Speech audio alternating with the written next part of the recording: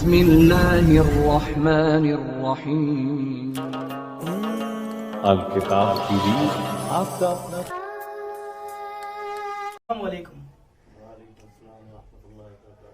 جی doctor صاحب، میرے آپ سے دو سوال ہیں جو اکثر میرے ذہن میں آتے ہیں اور لوگوں کو بھی سوشل میڈیا پہ اکثر دیکھنے کو مل جاتے ہیں۔ کیا قرآن واقعی ہی اللہ کا کلام ہے؟ یہ سب مسلمان کہتے ہیں، تو اس بات کو غیر مسلم کیوں مانے، کیوں تسلیم کرے کہ یہ واقعی ایک ایشور کا گرنتھ ہے؟ اور دوسرا سوال یہ ہے کہ آج 1500 سال ہونے کو ہے، تو لوگ کہتے ہیں کہ جی اس کی حفاظت صرف اللہ ہی کے ہاتھوں ہے اور اس میں کوئی تبدیلی نہیں آئی، تو آپ اس کو کس طریقے سے ثابت کریں گے؟ دیکھیے، پہلی بات تو یہ میں بتا دوں، یہ اللہ ہی کا کلام ہے۔ ایشور نے سمے سمے پر لوگوں کے مارگ درشن کے لیے ہمیشہ سے، جب سے یہ سنسار قائم ہوا ہے، تو تب سے آج تک سمے سمے پہ اپنے گرنتھ بھیجے ہیں الگ الگ حصوں میں، اور انت میں قرآن شریف کو نازل کیا محمد صلی اللہ علیہ وسلم کے اوپر۔ اور قرآن میں اللہ تبارک و تعالیٰ نے یہ فرمایا ہے، انا نحن نزلنا الذکر وانا لہ لحافظون، کہ ہم نے ہی اس کو نازل کیا اور ہمیں ہی اس کی حفاظت کریں گے۔ تو ظاہر بات ہے، ایک مسلمان تو اس بات پہ یقین کرے گا کہ ہاں واقعی اللہ نے اتارا ہے، اللہ نے نازل کیا ہے، تو اللہ ہی اس کی حفاظت کرے گا۔ جب اس نے وعدہ کیا ہے تو اللہ کا وعدہ سچا ہے۔ لیکن جو مسلمان نہیں ہے، غیر مسلم ہے، وہ کیسے اس بات کو مانے کہ واقعی اللہ کا کلام ہے؟ دیکھیے، ہر زمانے میں ہر چیز ایک کرائیٹیریا ہوتا ہے، الٹیمیٹ کرائیٹیریا۔ ایک زمانہ تھا، جیسے فرعون کا زمانہ تھا حضرت موسیٰ علیہ السلام کا، اس وقت جادو عروج پر تھا، تو جادو کے ذریعے لوگ اپنی بات کو، اپنی سچائی کو، اپنی برتری کو ثابت کرتے تھے۔ تو قرآن میں اس کا ذکر ہے کہ فرعون نے جادوگروں کو بلایا، انہوں نے اپنے عصا ڈالے تو وہ سانپ بن گئے تھے، اللہ تعالیٰ نے حضرت موسیٰ علیہ السلام کو حکم دیا کہ آپ بھی اپنا عصا ڈالو، تو وہ اژدہا بن گیا اور وہ سب کو کھا۔ وہ ایک پورا قصہ ہے اس میں قرآن شریف میں۔ تو یعنی کہ اللہ تبارک و تعالیٰ کو ان معجزات کے ذریعے ثابت کرتا ہے کہ یہ اسی کی طرف سے، یعنی کہ حضرت موسیٰ۔ اب بات آتی ہے قرآن شریف کی۔ اسی طریقے سے آج کا جو دور ہے وہ سائنس اینڈ ٹیکنالوجی کا ہے، تو کسی بھی چیز کو صحیح ثابت کرنے کے لیے ہمیں جو سب سے اچھا ذریعہ مل سکتا ہے، سہارا مل سکتا ہے، وہ ہے سائنس۔ اگر ہم کوئی ایسی بات قرآن شریف کے اندر بتا سکیں کہ یہ 1400 سال پہلے اللہ نے بتا دی تھی، جبکہ اس وقت ایسی کوئی چیز موجود نہیں تھی سائنس والی، تو جیسے قرآن شریف میں سورہ نور میں اللہ تبارک و تعالیٰ نے فرمایا ہے، فی بحر لجی یغشاہ موج من فوقہ موج من فوقہ سحاب ظلمات بعضها فوق بعض، کہ فی بحر، سمندر کے اندر، فی بحر لجی یغشاہ، کہ اس کے اندر ایسی موجیں ہیں، موج من فوقہ موج من فوقہ سحاب، کہ موج کے اوپر موج ہے، اور صورتحال کیا ہے وہاں کی؟ ظلمات بعضها فوق بعض، کہ حالت یہ ہے وہاں کے اندھیرے کے اوپر اندھیرا ہے، سمندر کی گہرائیوں، کوئی نہیں وہاں سے بچ کے آ سکتا ہے اتنی گہرائیوں سے۔ اذا اخرج یدہ، یعنی حالت یہ ہے کہ وہاں اپنا ہاتھ اگر نکالو گے وہ بھی نظر نہیں آئے گا۔ تو یہ اللہ تبارک و تعالیٰ نے قرآن میں بتایا۔ ایک سائنٹسٹ ہیں، ان کا نام میں بھول رہا ہوں، مولانا سلمان ندوی ہیں، انہوں نے کتاب لکھی ہے قرآن سائنس اور مسلمان، اس میں اس سائنٹسٹ کا نام ذکر کیا ہے۔ اگر کہیں ضرورت پڑے گی تو میں نام تلاش کر کے بھی انشاءاللہ بتا دوں گا۔ تو انہوں نے جب یہ آیت پڑھی قرآن کی، تو انہوں نے دو باتیں اپنے ان کے دل میں آئی کہ یا تو یہ بات کسی نے ایسے لکھ دی، جھوٹی ہے، نعوذ باللہ، اور اگر یہ صحیح ہے یہ بات، تو پھر اس کا مطلب یہ ہوگا کہ یہ قرآن کسی انسان کی لکھی ہوئی کتاب نہیں ہے، کیونکہ 1400 سال پہلے ایسا کوئی ذریعہ، ایسا کوئی سورس نہیں تھا جس سے یہ پتہ کرا جا سکے کہ سمندر کی گہرائیوں میں کیا ہے۔ تو اس سائنٹسٹ نے اپنی شپ یا جو پنڈوبی جو کہتے ہیں وہ لی، اور وہ اس نے اس کو تحقیق کے لیے، اس کی ریسرچ کے لیے کہ آیا دیکھو یہ بات صحیح بھی ہے نہیں، وہ سمندر کی گہرائیوں میں جانے کی کوشش کی، اور اللہ کا کرنا یہ ہوا کہ وہ اسی اندھیرے میں جا کے پھنس گیا، اور جب پھنس گیا تو اسے تو پھر اپنا یہ یاد ہے کہ یار میں کیسے نکلوں گا۔ تو اللہ تبارک و تعالیٰ نے قرآن میں بھی یہی کہا ہے کہ جسے اللہ چاہے اس کو نکال سکتا ہے، اللہ نے اس کو نکال لیا، اور انہوں نے اسی وقت اسلام قبول کر لیا، اور اشہد ان لا الہ الا اللہ و اشہد ان محمد رسول اللہ۔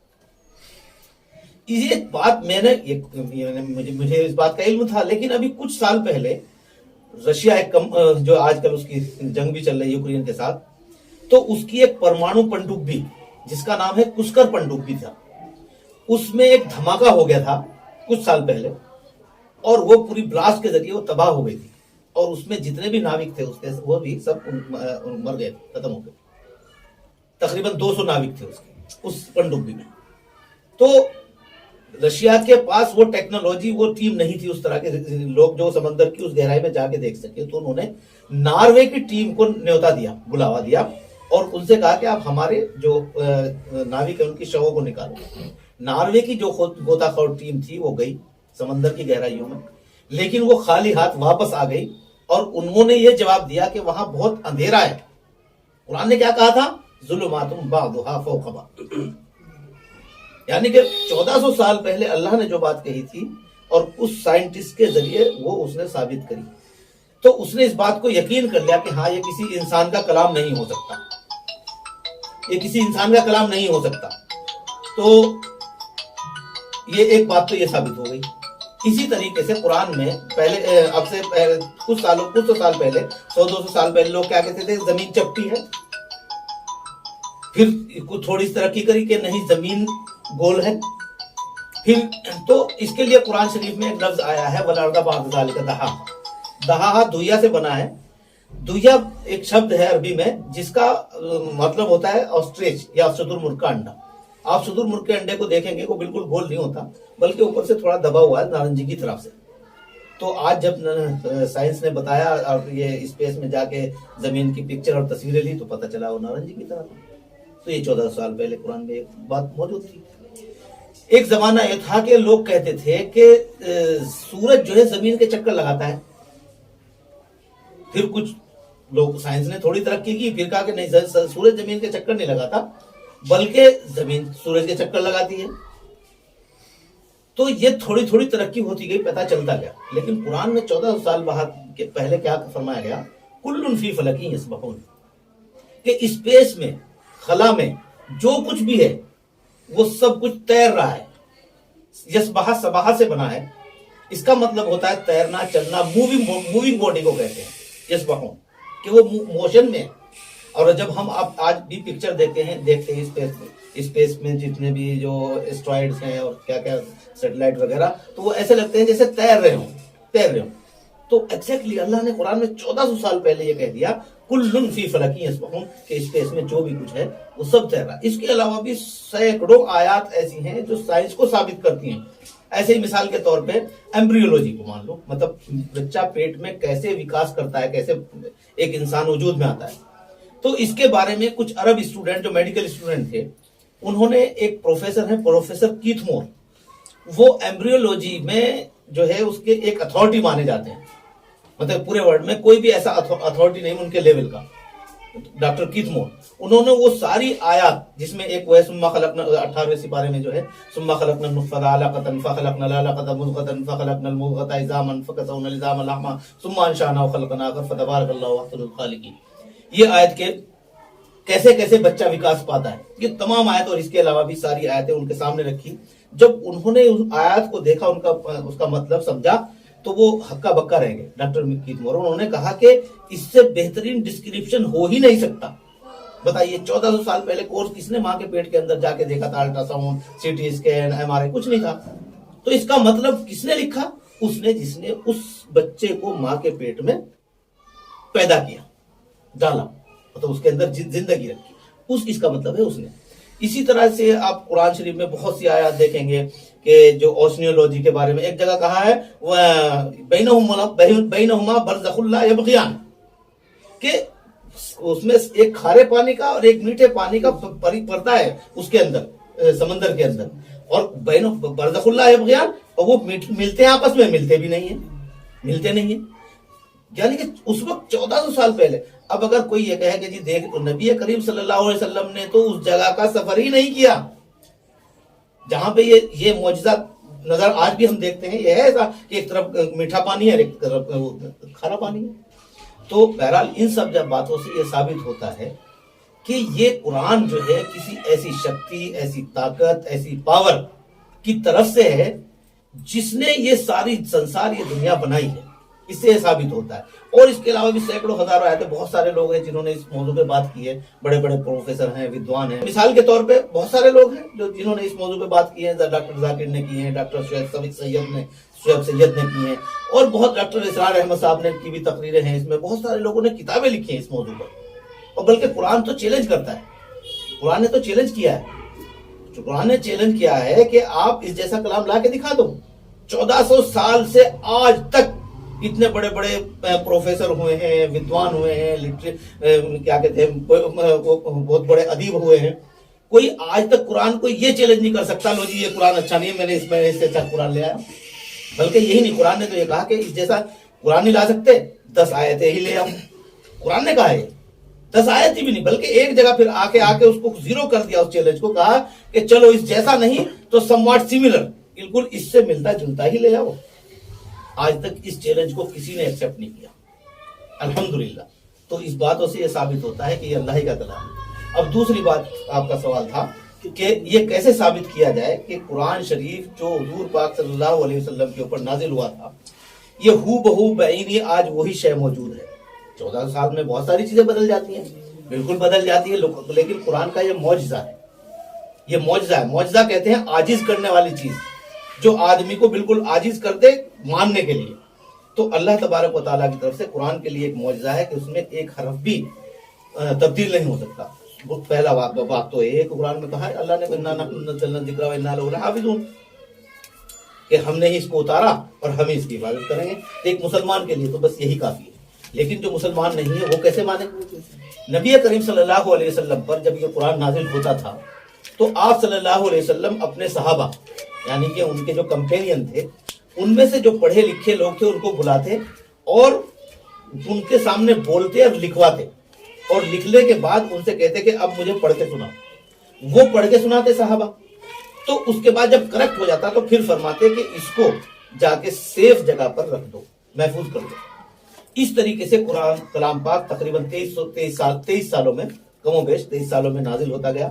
اس آرڈر میں نازل نہیں ہوا, بلکہ سب سے پہلی آیت تھی اقرأ بسم ربک الذی خلق, اور جن لوگوں سے آپ صلی اللہ علیہ وسلم فرماتے تھے لکھنے کے لیے ان میں ایک مشہور نام ہے حسان بن ثابت رضی اللہ تعالیٰ عنہ. پھر ایک وقت ایسا آیا کہ قرآن شریف کا جو لکھا ہوا تو نسخے تھے وہ پتھر پہ لکھے جاتے تھے, پیڑ کی چھال پہ لکھے جاتے تھے, کپڑے پہ, ایسی جگہ, کیونکہ اس وقت کاغذ نہیں تھا. تو یہ خدشہ ہوا کہ کہیں یہ ضائع نہ ہو جائے. حالانکہ اس وقت بہت سارے حفاظ موجود تھے, کچھ جنگوں میں کچھ حفاظ شہید ہو گئے تھے. تو حضرت عثمان رضی اللہ تعالیٰ عنہ کے زمانے میں حضرت عثمان رضی اللہ تعالیٰ عنہ نے ایک کمیٹی بنائی.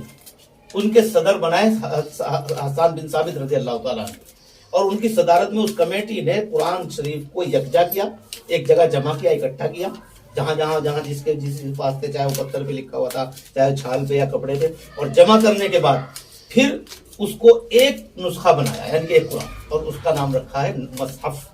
اور اس ایک سے 5 نقل اور بنائی, تو یہ 6 نسخے ہو گئے. اس میں سے کچھ تو ضائع ہو گئے, لیکن آج بھی دنیا میں اس میں سے 2 نسخے موجود ہیں, جو اس بات کا پروف ہے کہ یہ وہی کلام پاک ہے. اس کے علاوہ بھی اللہ نے ایک دوسرا طریقہ مطلب دنیا چونکہ اسباب پہ چلتی ہے تو ایک اسبابی طریقہ اللہ تعالیٰ نے لوگوں کو بتا دیا کہ اس کے ہزاروں لاکھوں کروڑوں حافظ ہیں قرآن شریف کے, اور الحمدللہ میں بھی حافظ ہوں. اور وہ جتنے بھی حافظ ہیں ہر سال قرآن کو رمضان میں تراویح میں سناتے ہیں, اور ہر تراویح میں سنانے والے حافظ کے پیچھے ایک یا ایک سے زیادہ حافظ ہوتے ہیں. تو جیسے ہی وہ غلط پڑھتا ہے حافظ, آگے تراویح پڑھانے والا پیچھے والا فوراً ٹوک دیتا ہے. ایسے نہیں, ایسے ایک ماترا کا انتر نہیں ہوتا. اور دنیا میں آج تک 1400 سال سے آج تک دنیا مسلم اور مسلمانوں سے خالی نہیں ہوئی ہے. کہیں تھوڑے مصیبتیں آئی ہیں لڑائی جھگڑوں میں, کہیں حکومت ایک چلی گئی دوسری آ گئی, کہیں قبضہ کر لیا, جیسے اسپین میں پہلے اسلامی حکومت تھی, آج نہیں ہے, آج دوسری حکومت ہے. لیکن ایسا نہیں ہوا کہ دنیا سے ختم ہو گئے. تو یہ اس بات کا سے ثابت ہوتا ہے کہ یہ وہی چیز بعینی وہ شے ہے جو محمد صلی اللہ علیہ وسلم کے اوپر نازل ہوئی. اور جو بھی میں نے بہت سارے لوگوں کو پڑھا ہے, سنا ہے, جو بڑے بڑے ودوان ہیں, کوئی اس بات کا دعویٰ نہیں کرتا کہ اس میں کوئی, صرف جن کے دماغ میں کچھ خرابی پسی ہوئی ہے وہ جان بوجھ کر, جبکہ ان کا من مانتا ہے کہ یہ وہی چیز ہے, لیکن صرف اسلام کے اندر کچھ خامیاں نکالنے کے لیے جھوٹ موٹ کے توڑ مڑوڑ کے ادھر ادھر گھما پھرا کے کچھ باتیں کرتے ہیں، لیکن کوئی ایسا ثابت نہیں کر سکا. اور جو ایماندار لوگ ہیں وہ آج بھی اس بات کو سویکار کرتے ہیں، چاہے وہ غیر مسلمان ہو چاہے مسلم ہو، کہ ہاں یہ بعینی وہ شے ہے، بالکل ہو بہو وہی چیز ہے جو نبی کریم صلی اللہ علیہ وسلم پر 1400 سال پہلے نازل ہوا. اچھا، اس کے علاوہ بھی اب آپ دیکھتے ہیں 6666 آیتیں ہیں قرآن شریف میں، اتنی ضخیم کتاب، اتنی موٹی. تو ایک آدمی جو ان پڑھ ہو وہ کیسے لکھ سکتا ہے؟ نبی کریم صلی اللہ علیہ وسلم تو ان پڑھ تھے. قرآن میں خود اللہ نے کہا نبی الامی الذی، کہ وہ نبی امی ہے. امی کہتے ہیں ان پڑھ کو. اور ان کے ان پڑھ ہونے کا ایک سب سے بڑی دلیل یہ ہے کہ وہ اپنے سائن بھی نہیں کرتے تھے، بلکہ انگوٹھی سے مہر لگاتے تھے، اسٹیمپ. آج بھی وہ بہت ساری اسٹیمپ ملتی ہیں آپ کو، جگہ جگہ لوگ اس کا کتبہ اپنے گھروں میں لگا لیتے ہیں، اس مہر کا. تو اس بات سے ثابت ہوتا ہے کہ وہ پڑھے بھی لکھے نہیں تھے. تو خود نہیں پڑھے لکھے تھے تو دوسروں سے لکھواتے تھے. لیکن اس بات کا ثبوت دوسروں سے لکھوانے کا مطلب ہے کہ وہ ایک سلسلہ ہے. جو پڑھے لکھے لوگ ہیں، ہسٹورین ہیں، وہ اس بات کو مانتے ہیں کہ بعینی ہی وہ شے ہے جو نبی کریم صلی اللہ علیہ وسلم پر نازل ہوئی. جی ڈاکٹر صاحب، آپ سے جو میں نے سوال پوچھے اصل میں بہت اچھا ایکسپلینیشن دیا. ویڈیو دیکھنے کے لیے دھنیہ واد. ویڈیو کو لائک اور شیئر کریں اور چینل الکتاب کو سبسکرائب کریں